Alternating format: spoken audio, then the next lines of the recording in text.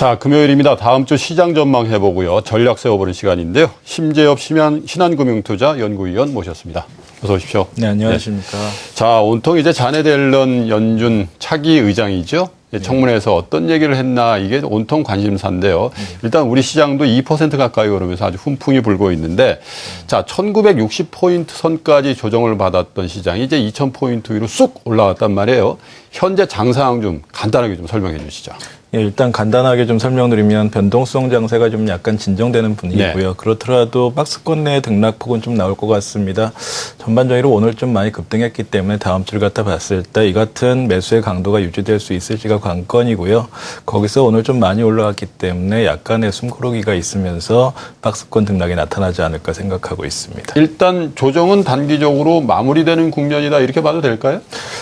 이제 가장 중요한 것은 외환시장과 그리고 채권시장의 동향인데요. 변동성이 약간 진정되고 있기 때문에 11월 달에 최대의 변수인 옐런 FRB 차기 의장에 대한 변수가 좀 해소되고 있는 상황이기 때문에 변동성은 좀 진정되지 않을까 생각하고 있습니다. 예.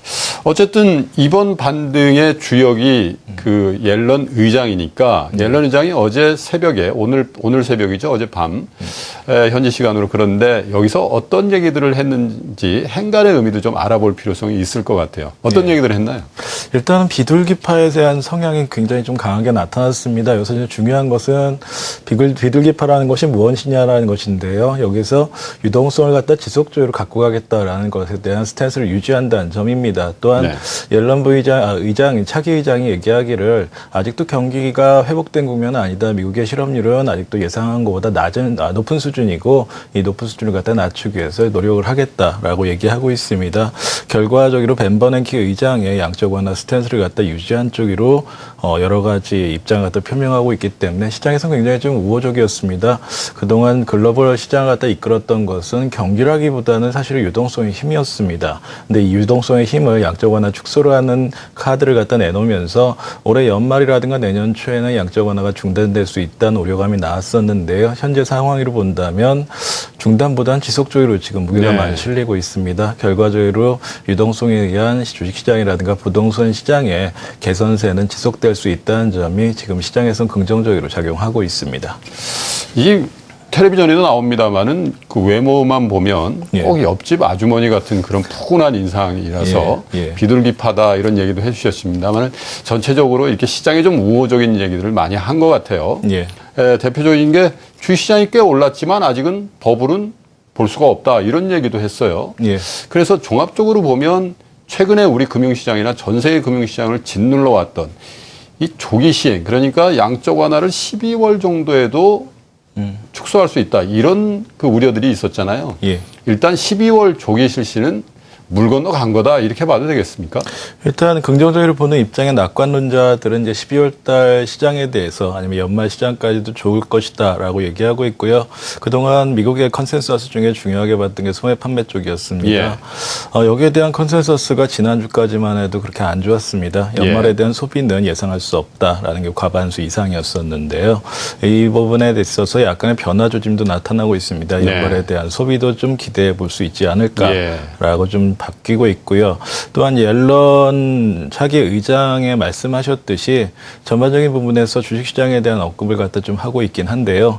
그렇게 보면 좀 반대쪽에 있는 채권시장 쪽에서는 약간 좀 부정적입니다. 그러겠네요. 주식이 올라가게 되면 금리도 같이 올라가기 때문에 향후에 이제 진단해야 되는 점은 채권시장의 변동성, 특히나 상승할 수 있는 금리에 대한 상승 속도라든가 폭에 대해서 좀 생각할 필요는 있고요. 주식시장 자체로만 본다면 긍정적이지만 전반적인 금융시장에 있어서는 약간의 변동성은 남아있다고 보고 있습니다. 아직 몇 마디 했다고 해서 문제가 다 해결된 건 아니다. 이런 진단을 해주셨는데 우리 시장만 놓고 보면 이 거래소 시장은 2000포인트 훌쩍 넘어왔어요. 2% 가까이 오르고 있으니까. 그런데 이 개인 투자자, 일반 투자자 여러분들이 많이 가지고 계시는 코스닥 시장은 이 상승폭도 좀 제한적이고 최근 들어서 500포인트 선도 무너질 것 같은 그런 위험한 상황들이 연출이 됐거든요. 오늘도 외국인은 거래소 시장에서 순매수를 하고 있지만 코스닥은 또 팔고 있단 말이에요. 코스닥의 약세, 연말이 다 돼가고 있는데 어떻게 보시고 원인은 뭐고 앞으로는 어떻게 될 것 같은지 진단 좀 부탁드리겠습니다. 예, 코스닥 시장 역시 또 사실 거래소 시장과 맥을 같이 합니다. 말씀하셨듯이 외국인에 의해서 수급이 많이 조성이 됐었는데요. 네. 최근에 이제 코스닥 시장의 변동성이 나왔던 이유는 세 가지를 볼 수 있습니다. 첫 번째는 펀더멘탈에 대한 부분입니다. 3분기 어닝에 대한 진단이 지금 나오고 있는데 예상보다 어닝 쇼크가 나오는 기업들이 많습니다. 네. 이에 따라서 최근 특히나 12개월 포워드로 봤을 때 EPS 증감률이 계속적으로 하락했습니다. 예. 올해 전체적으로 봤을 때 두 번째로 하락폭이 높았었고요. 그게 예. 지난주까지의 상황입니다. 그러니까 3분기 어닝 시즌이 아직 마감이 안 된 상황에서 코스닥 기업들의 전망치를 갖다 애널리스트들이 많이 하향 조정하고 있기 때문에 네. 펀더멘탈 지속성에 대한 신뢰도가 무너졌다고 볼 수가 있고요. 네. 두 번째 같은 게 투자 심리 위축입니다. 펀더멘탈에 대한 심리도가 낮아지기 때문에 투자자들 역시도 코스닥에 대한 믿음을 갖다가 가질 수가 없다. 예를 들어서 전반적으로 ADR이라는 지표가 있습니다. 이건 상승 종목수를 하락 종목수로 나눈 건데요. 상승의 폭이 클수록 이제 상승 종목수가 많은 겁니다. 예. 최근에 88까지 떨어졌는데요. 이 수치는 연중으로 본다면 최저치입니다. 네. 결과적으로 본다면 바닥권의 투자 심리가 근접했다라고 볼 수도 있는데요. 이에 반해서 펀더멘탈이 아직 코스닥 시장은 전반을 받쳐주지 못하고 있기 때문에 상승 속도가 거래소보다 좀 미진하고요. 네. 세 번째 측면에서는 말씀하셨듯이 수급 상황에서 코스닥은 사실 기존에는 기관들이 많이 지배했던 시장입니다. 그리고 네. 개인들이 많이 지배를 했는데 최근 들어와서는 기관이나 개인들보다 오히려 외국인의 수급에 예. 많이 의존했습니다. 이 같은 부분이 외국인의 순매수 기조가 좀 약화되는 10월 중순 이후서부터 코스닥 시장의 수급도 좀 약간 취약해졌었고요.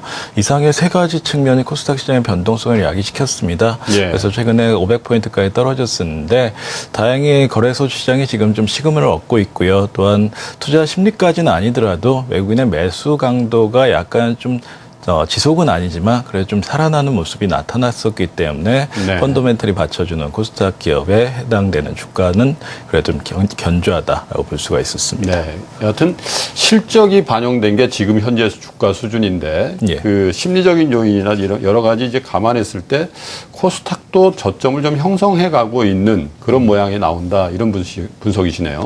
저점은 형성되는데요. 문제점 중에 하나는 펀더멘털이 받쳐주지 않는 기업들 같은 경우에 주가 하락폭이 아직도 크게 나타납니다. 네. 그래서 코스닥을 접근하실 때는 3분기 어닝 말고도 2014년에 대한 어닝이 어느 정도 신뢰가 있는 기업들에 네. 한정해야 됩니다. 선별해야 된다. 예. 그런 말씀이시네요. 자, 자네 옐런 연준 차기 의장의 발언 때문에 거래소 시장이 지금 현재 2% 가까이 그 큰 폭으로 오르고 투자 심리도 좀 좋아지고 있고 외국인도 매도해서 매수로 전환됐다 이런 보도들을 해드렸는데 자 그러면 2달 넘게 우리 주식을 일방적으로 사다가 또 최근 들어서는 또 일방적으로 매도를 하고 있었는데 그럼 향후에 이런 환경의 변화가 외국인의 포지션에는 어떤 영향을 줄 건지 이게 제일 관심이 가거든요. 위원님 어떻게 보세요? 원달러 환율이 가장 중요합니다. 네. 원달러 환율이 1050원대 근처였을 때, 1060원대 부근이 근접했을 때 외국인의 매수 강도가 좀 둔화됐었는데요. 네. 원달러 환율이 올라갔을 때 특히나 원화의 가치가 낮을 때 외국인은 순매수했습니다. 물론 예. 차익하고 비차익 같다 하는 그런 외국인의 성향의 차이는 좀 있습니다. 그런데 결과적으로 놓고 본다면 원화의 가치가 낮을 때 샀고요. 높아졌을 때 파는 그런 패턴이 나오는데 최근에 다시 한번 원달러 환율이 변동성이 크게 나왔다가 지금 오늘 같은 경우는 1067원까지 지금 유지를 하고 있습니다. 네. 7원 정도에 해당되는 폭이 남아 있습니다. 그렇기 때문에 그 폭에 대한 부분으로 봤을 때 외국인의 매수 강도가 커진다라고 보기는 좀 힘들고요. 현재 상태를 유지하거나 순매도로 전환하진 않지만 지난 한 2개월 동안 순매수했던 정도의 강도는 약간 나타나기가 힘들 거다라고 네. 판단하고 있습니다. 매도로 돌아서기 전까지 가열차게 샀던 2달 정도의 어떤 외국인의 매수세는 기대할 수 없지만 네. 어쨌든 환경상 지금 환율의 어떤 마진폭은 한 7원 정도 남아 있는데 그렇다 하더라도 매도로 일관되거나 그럴 가능성은 그렇게 크지 않다 이런 그렇습니다. 얘기입니다. 예. 외국인에 의한 장이니까 또 외국인이 매물을 내놓으면 또 주가 조정을 당연히 받을 텐데 네. 우리 투자자 여러분들이 외국인이 어떤 방향성을 가지고 움직이는지 좀 관심을 갖고 보셔야 될 것 같아요. 오히려 지금 국면에서. 자, 차기 옐런 의장의 어떤 이런 발언이 우리 주식시장 또는 중국이라든지 일본, 아시아 전반적으로 이제 훈풍을 불게 하고 있는데 예. 이런 얘기가 나오면 우리가 또 그 다른 것들을 잘 못 보는 수가 있어요. 예. 그래서 이제 다음 주 이제 장을 앞두고 있으니까 위원님께서 보시는 이 이슈 말고 다른 것들 좀 챙겨봐야 한다. 이런 게 어떤 게 있을까요? 첫 번째가 부동산 쪽입니다. 최근에 이제 미국 쪽에 가계라든가 기업에 대한 부분에서 많이 포커스가 맞춰졌었는데 그거의 기본이 되는 것은 부동산 시장입니다. 최근에 부동산 시장이 미국 쪽도 고점을 갖다 좀 형성하고 좀 빠지고 있는 형국이긴 한데요. 다음 주에 NAHB라는 주택 시장에 해당되는 지표가 발표될 예정입니다. 약간은 둔화될 소지가 있고요. 그러면 두 번째로 이제 중요하게 보는 것은 소매 판매입니다. 연말을 갖다 앞두고 있는 시점에서 미국의 소매 판매가 증가하게 된다면 이에 따라서 각각 기업들의 실적도 4분기가 좋다고 볼 수가 있는데 현재 상황에서는 아직은 좀 소원한 상태입니다. 두 가지 경제 지표에 대해서 주목할 필요가 있고요. 세 번째로 좀 주목해야 될 것은 일본의 엔저 현상이 다시 좀 고무되고 있습니다. 네. 지금 앨런 차기 의장이 나와서 향후에 양적 완화에 대해서 얘기를 하면서 좋은 스탠스로 얘기를 했는데요. 같은 시점에 일본에서도 엔저를 갖다가 다시 한번 시작했습니다. 돈을 풀었거든요. 일본하고 미국 모두 지금 돈을 갖다 푼 상태이기 때문에 환율 시장이 한번 또 영향을 갖다 받을 수 있는 소지고요. 여기서 달러화 가치나 NY 가치에 의해서 원화가 좀 묶일 수 있는 상황입니다. 그래서 엔저가 얼마나 강하게 튈 수 있는지에 대해서 좀 주목할 필요가 있고요. 마지막 이론 역시 외국인 수급입니다. 현재 상황에서는 하루 정도 지금 순매수로 들어오고 있는데 미국의 경기라든가 향후의 경제 정책 부분이 정말 긍정적이라고 한다면 규모는 크지 않지만 외국인의 매수세가 다시 한번 이어질 수가 있기 때문에 이상의 네 가지를 갖다 보시면서 판단할 필요가 있습니다. 어쨌든 뭐 가장 중요해 보이는 거는 단기적으로는 마지막으로 말씀해 주신 외국인 수급인 것 같아요. 예, 그렇습니다. 외국인들이 이제 지적해 주셨지만 8월 달부터 10월 중순까지 이어졌던 그런 정도의 강한 매수세까지는 안 들어온다 하더라도 매도를 하지 않고 조금씩 우리 주식을 사준다면 연말까지는 이런 상승세가 좀 유지되지 않겠나 이런 전망들을 많이 해 주시던데 자, 그러면 우리 일반 투자자, 지금 시청하고 계시는 투자자 여러분들께서는 연말을 앞두고 있는 상황에서 지금 11월 15일이니까 이제 한 달 반도 채 안 남았거든요. 주식을 가지고 넘어가야 되는지 아니면 지금이라도 현금 보유하고 있는 것들로 주식을 더 사야 되는지 오늘 같은 큰 변동성이 나올 때 좀 헛갈리실 수 있거든요. 위원님이 보실 때 어떻게 해야 될 것 같습니까? 약간의 좀 차별화가 필요합니다. 일단은 앞서 말씀드렸듯이 펀더멘털이 안 되는 기업들에 대한 부분은 약간의 반등이 나왔을 때 비중을 갖다 좀 축소하는 것이 좋고요.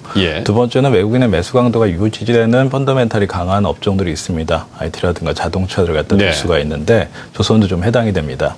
이들 업종에 대한 부분은 갖고 계신다면 유지를 할 필요가 있고요. 세 번째로는 거래소 말고도 코스닥에 대해서도 많이 관심이 있으실 텐데요. 최근 들어서 코스닥 기업들 중에서 실적이 좀 깨지는 종목들이 있습니다. 여기에 대해서는 비중을 갖다 좀 조절하실 필요가 있다고 판단하고 있습니다. 역시 무게중심은 IT, 자동차, 조선 같은 대형주 위주로 포트폴리오를 재구축해야 된다 이런 말씀인 것 같아요. 지난 2개월 동안 사실 시장을 갖다 이끌었던 업종이기도 한데요. 베타가 상당히 좀 크면서 사실 좀 저퍼주였습니다. 저 PBR주였습니다. 그러니까 가격대가 좀 상당히 좀 낮았다 볼 수가 있고요. 자동차라든가 조선이 여기에 좀 해당이 됐었습니다. 그러니까 가격이 쌌기 때문에 외국인들이 들어왔고요.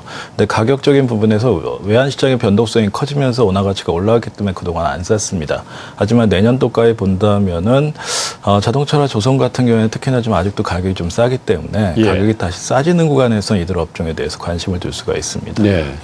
전반적으로 이제 대형주를 분할 매수하는 그런 포지셔닝을 이제 권해주신 것 같은데 업종별로 조금씩 차이가 있을 수도 있을 것 같아요. 좀 구분해서 한번 약간의 차이는 있는데요. 최근에 사실 유틸리티라든가 헬스케어주가 EPS 전망치가 좀 증가했었습니다. IT라든가 조선 같은 경우는 좀 하락했었습니다. 이에 따라서 최근 좀 장이 좀 변동성이 나타났을 때 오히려 방어주들이 좀 상승을 했었고요. 경기 민감주라든가 아니면 경기 시크릿화에 관련된 경기 관련 소비자들 같은 세 가지 파트에서는 좀 하락세가 나타났었는데요. 현재 상황에서는 오히려 좀 반대가 됩니다. 헬스케어라든가 유틸리티 같은 경우에는 약간 좀 비중을 갖다가 진정하거나 줄이는 쪽이 좀 낫다고 보고 있고요.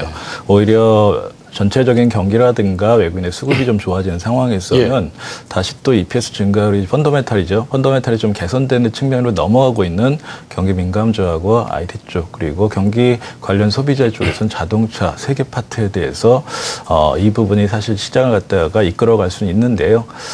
그렇더라도 다시 또 2000이 너무 빨리 왔습니다. 그래서 올라가는 데 있어서는 속도 조절이 약간씩 나타나지 않을까 생각합니다. 특이한 거는 헬스케어 쪽에 그 주식 쪽을 약간 비중 조절을 좀 해야 되겠다. 좀 네거티브하게 보신 거예요. 근데 최근에 이슈로 올라왔던 게 원격 진료 같은 것들 우리 이제 시행한다 이런 이제 정부 방침이 있었잖아요. 의사들은 또 반대하고 뭐 그렇던데 그런 것들은 헬스케어 관련주하고 어떤 영향을 갖게 되나요? 일단 헬스케어는 굉장히 종류가 많습니다. 단지 근데 의료 개혁안 같은 경우에는요, 전 세계 고령화 속도가 굉장히 빠릅니다. 2016년 같은 경우에는 한국의 고령화 비율이 사실 OECD를 갖다가 앞서는 그런 상황이 나오고요. 고령화가 된다면 아무래도 의료비에 대한 비중이 커지기 때문에 부담이 되고요. 또 한국 같은 경우에 의료진의 수가 상당히 적습니다. 이 같은 측면 때문에 최근에 한 3년 정도 됐죠. 의료법을 갖다 개혁하겠다라고 의도를 했는데 이번에 다시 또 시작하고 있습니다. 하지만 이게 전체적으로 결정이 날 때까지 좀 시간이 필요합니다. 그래서 만약에 된다면 의료 개혁안과 관련된 그런 종목들이 상당히 좀 좋다고 볼 수가 있는데요. 일단은 정책적인 부분에서 법안이 처리될 필요가 있고요. 처리가 된다면 관련주에 대해서 좀 관심을 갖다 가질 필요가 있습니다. 알겠습니다. 시청자 여러분, 신한금융투자의 심재엽 연구위원께서는요, 현재 자넷 옐런 의장의 발언 때문에 큰 폭의 상승세를 이어가고 있는 우리 시장이 연말까지 일변도로 강세로 가기는 조금 힘들지라도 지금은 IT, 조선, 자동차 같은 경기 관련 민감주, 대형주들을 저점에서 차근차근 주식을 사 모아서 내년장을 준비해야 될 때다. 이런 말씀을 이 시간에 주셨습니다. 위원님 오늘 고맙습니다. 네, 감사합니다.